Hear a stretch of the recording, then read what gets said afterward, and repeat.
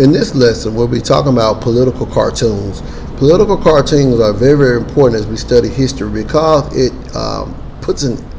it brings attention to certain issues during in different ages of time. So we're going to be talking about how to analyze and break down a political cartoon. Hello, and welcome to this presentation about how to read a political cartoon. I'm Mr. Nofke. And I'm Mrs. Berg.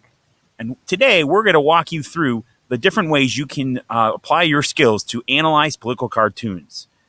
Your target for the day is to identify the characteristics of a political cartoon to gain understanding of a cultural impression of an issue. So let's begin with this. What is a political cartoon? A political cartoon is an illustration or cartoon that contains a message that relates to current events or people. What's the purpose? Well, there's lots of purposes of political cartoons. I mean, let's be honest. They're entertaining. They're fun. We get a laugh out of them. But they also offer us insights into certain cultural assumptions or attitudes towards current events or events in history. And sometimes the author will use them to persuade the reader to their point of view by offering them insights or to lead them down a path of events to a different understanding. So, how do you analyze a political cartoon? Well, oftentimes you need to access prior knowledge to understand it, and that's going to provide you the context. But breaking down these skills will help you to understand the cartoonist point of view. So, some characteristics to look for. Symbolism. Symbolism are objects that stand for larger concepts or ideas. For an example, you might see the Grim Reaper, and that's going to represent death, while Uncle Sam might represent the United States. Exaggeration. These are items that are overdone to make a point. Oftentimes, people's physical appearance, of big hair or big ears or big lips. Labeling is to identify people and objects within the cartoon that the cartoonist wants to make extremely clear to the reader. Some questions you want to ask yourself while you're analyzing a political cartoon. What is the issue that the political cartoon is talking about? And what is the cartoonist's point of view or opinion? All political cartoons provide bias, and they show you an exact claim, thesis, or idea or argument that the cartoonist would like to make. So now we're going to walk you through some different examples of the skills that Mrs. Berg just mentioned. The first one is labeling. Again, where the cartoonist labels or physically writes text on the cartoon itself to help the reader understand what the shape or image is supposed to represent or mean. In this case, the cartoonist labeled the person in the shape of Africa with the word Africa. This, again, helps you clearly see that this is Africa. There's no doubt. And then they attached two balls and chains to the person of Africa. And by labeling words such as hunger, AIDS, debt, corruption, it makes it very clear what is holding back or chaining down the continent of Africa.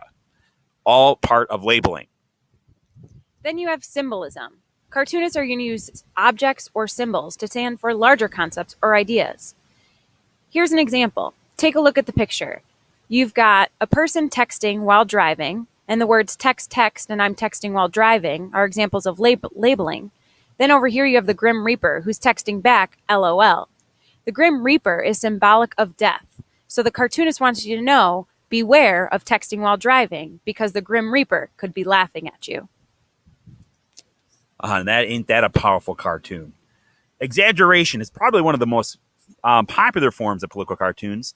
Again, as we mentioned earlier, this means that usually a body part such as nose or this case hair, sometimes it's the ears or lips, are exaggerated beyond normal proportions to help make a point. Here, Donald Trump's hair is exaggerated to help again, make the point about some of his claims and the poll data. An analogy is a comparison between two unlike things. This is one of those more complex ideas of political cartoons. This is where the cartoonist is going to compare a complex issue or situation with something that's a little bit more familiar. If you take a look at the picture below, you could see the tree is labeled apartheid, and the person underneath the tree is labeled NP. Now, you're going to need some prior context and some knowledge to understand that NP is the Nationalist Party, and that this is representative of the Nationalist Party that was in charge in South Africa during the apartheid. And the apartheid were very extreme, rigid laws of discrimination.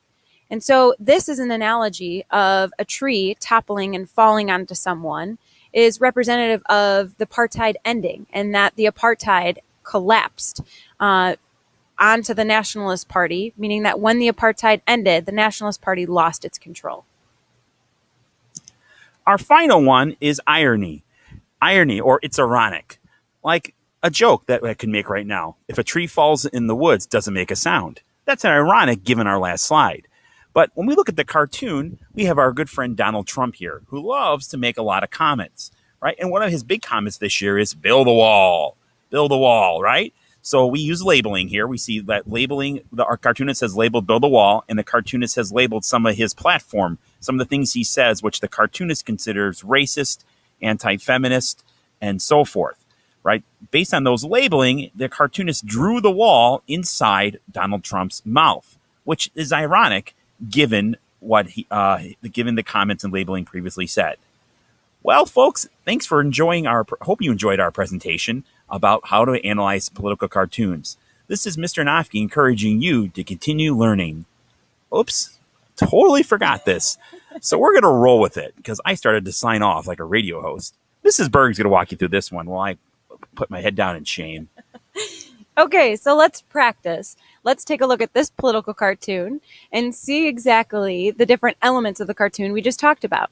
So if you take a look here, an example of symbolism would be this apple. Apple, as we know, is Apple products. This is something that's very familiar in our own culture and our background. Then an example of labeling are these arrows that are pointed around the person holding an iPad, an iTouch, an iPhone. This is an example of labeling. The author wanted to be extremely clear. Then an example of exaggeration is this entire person.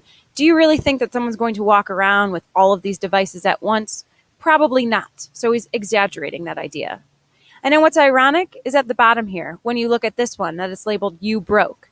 So he's being comical and funny with the fact that this person's holding an iPad, an iMac, an iTouch, an iPhone, and actually, in reality, this just makes the person broke in the end. So this is a cartoonist, his claim or his argument is that really when you buy all of these products, you're just wasting your money.